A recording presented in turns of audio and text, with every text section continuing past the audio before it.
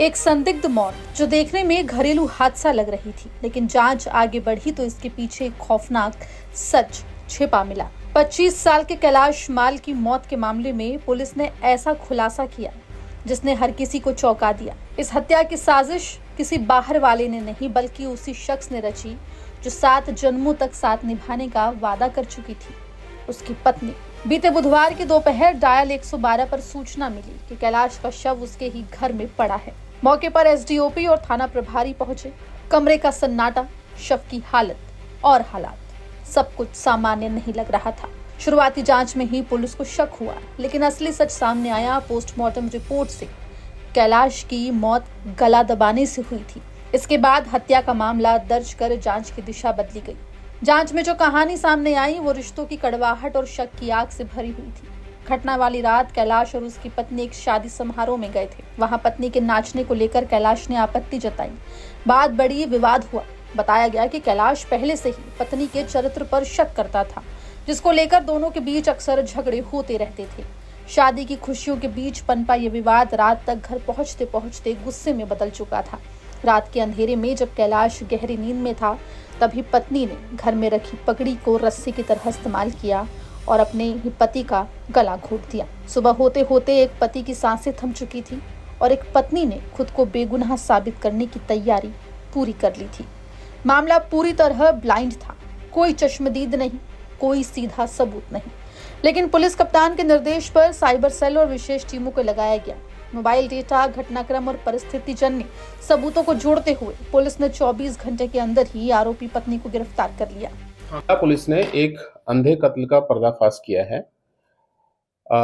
इसमें कल 28 जनवरी को लगभग 12 बजे हमको डायल 100 पे सूचना प्राप्त हुई थी कि एक व्यक्ति है, कैलाश पिता रायचंद माल, 25 वर्षीय लड़का है, उसकी डेड बॉडी उसी के घर में मिली है, प्राप्त हुई है। तो घर वाले बहुत पैनिक हो गए थे और उसके बाद में उन्होंने पुलिस को सूचना दी। पुलिस में एसडीओपी और थाना प्रभारी, थानला, चौकी प्रभारी सब लोग वहाँ पे पहुँचे। कोई भी चश्मदीद गवाह नहीं था, तो बहुत ही संवेदनशील ये घटना हो गई थी कि किस तरह से किसने इसकी हत्या की है, कि क्या कारण है। पोस्टमार्टम प्राप्त किया गया, पोस्टमार्टम रिपोर्ट प्राप्त की गई। उसमें ये संज्ञान में आया कि इसकी गला दबाकर किसी ने हत्या की है। क्योंकि ये चुनौतीपूर्ण मर्डर था हमारे सामने, फिर उसमें साइबर की टीम और एक अन्य टीम हमने लगाई। धीरे धीरे समझ में आया कि इस घटना में जो शामिल है वो कोई और नहीं, उसी की पत्नी थी और उसने रात को जब वो सो गया था उसके बाद में गला दबाकर उस व्यक्ति की हत्या कर दी थी। पूरा घटनाक्रम इस तरह से है कि शाम के टाइम पर पति पत्नी एक शादी में गए थे। शादी समारोह में पत्नी डांस करना चाह रही थी, नाचना चाह रही थी इंस्टाग्राम पर अपना फोटोज वीडियोज डालने के लिए, और पति उसको मना कर रहा था कि ऐसा नहीं करना है आपको। इस चीज़ को लेकर दोनों में विवाद हुआ।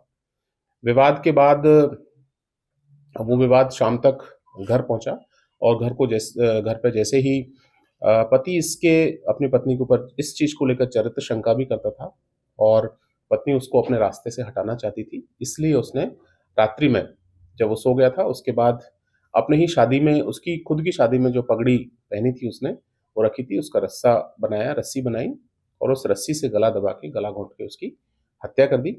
हत्या करने के बाद पत्नी वहीं पर पूरी रात भर उसने समय बिताया और किसी को भी, परिजन को या किसी को नहीं बताया, और कोई चश्मदीद गवाह नहीं था। फिर कुल मिला के उससे इंट्रोगेशन किया। शुरुआत में उसने मना किया और बाद में वो टूट गई और उसने पूरी कहानी को बताया।